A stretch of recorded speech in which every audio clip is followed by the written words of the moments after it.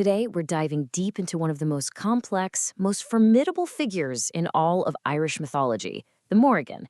Now, she's so much more than just a goddess of war. She's really an archetype of power itself, in all its terrifying and, well, majestic forms. Okay, let's get right into it. Our source material kicks things off with this line. Now, I know it sounds super academic, but it's the perfect place to start. Ontological fluidity. What that really means is that the Morrigan is defined by her ability to change her very being. She isn't static, she's not one thing. And this constant state of flux, it's the absolute key to understanding her power. And that really brings us to this central question, doesn't it? Who or what is she? Is she a goddess, a demon, a trio of sisters, maybe just a symbol? Well, the answer, as we're about to see, is a pretty sophisticated and fascinating yes to all of the above. We're going to unpack this foundational archetype of fate, carnage, and authority. So our investigation really begins with her biggest riddle, her dual existence. She is both a singular queen and somehow a collective sisterhood at the exact same time. And no, that's not a contradiction. It's the very core of who she is. So here's the crucial point, this ability to be both one and many. As a singular phantom, she can get inside the mind of a single warrior. But as a collective, she can decide the fate of an entire kingdom. This whole dynamic perfectly mirrors the nature of power and rule, right? It can be intensely personal one minute and sweepingly political the next.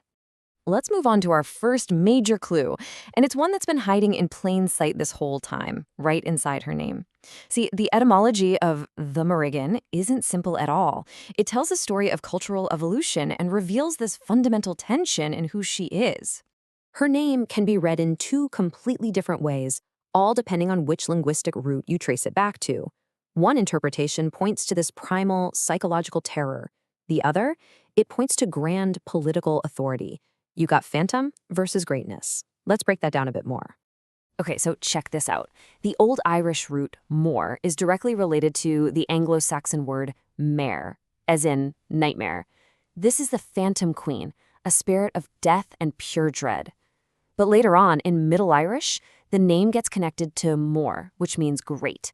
And this is the great queen, a figure of sovereignty, of dominion over the land itself. And this is the key takeaway. She doesn't stop being one to become the other. No, she embodies both roles at the same time. She is the internal voice of fear that can absolutely cripple a warrior from the inside out, and she is the external judge who decides if a king is even worthy to rule. So, how do these abstract ideas actually play out in the myths? Well, they become very, very real in her encounters with mortals, which usually happen at a river ford. And the crucial thing here is that the form she takes is a direct reflection of the person who approaches her. She is, quite literally, a mirror for power. When an unproven or an unworthy warrior meets her, she shows up as her first shadow, the phantom. This is that nightmare queen from her Old Irish roots. She's a weapon of pure psychological warfare, designed to test a warrior's internal readiness. If your spirit is weak, believe me, she will break you long before the battle even starts. But when a true king approaches, she becomes her second shadow, the Great Queen. Her form turns regal, her authority becomes absolute. In this form, she is the personification of the land itself, a huge concept in ancient Ireland, where a king's legitimacy was tied directly to the health of his territory.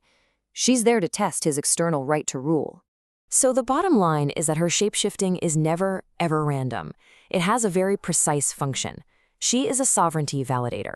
To the warrior, she's asking, are you internally strong enough? And to the king, she's asking, are you externally legitimate enough? In a society where leadership was constantly being fought over, her very form acts as a diagnostic tool, judging the worthiness of anyone in power. But of course, just when you think you finally have a handle on her dual nature, the mythology throws another massive twist at us. Her singular form, whether she's the phantom or the queen, is itself just a preview of a much more complex collective reality. And that reality is a trinity. You see, the Morrigan isn't just one entity, she's three. So, the Morrigan is most accurately understood as a collective title for three sisters, the daughters of Ernmes. And this is where her power becomes truly all-encompassing. Each sister governs a specific theater of conflict. You've got Bud, who controls the physical carnage of battle. Then there's Maka, who represents the legal and territorial price of sovereignty.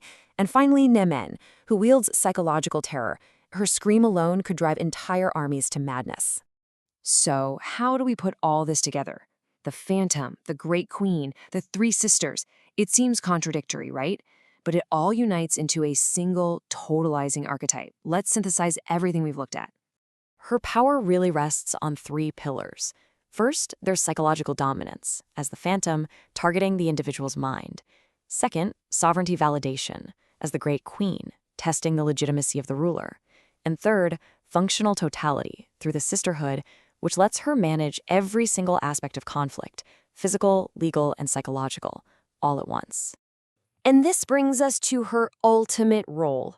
She is the Weaver of Fate.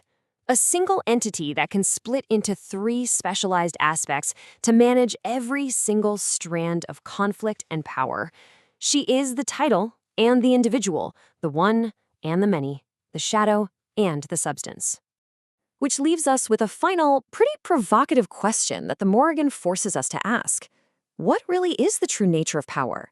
Is it that internal psychological fear that can unmake a hero from within, or is it the external absolute authority that commands armies and nations? The Morrigan's enduring legacy is that she is, terrifyingly, both.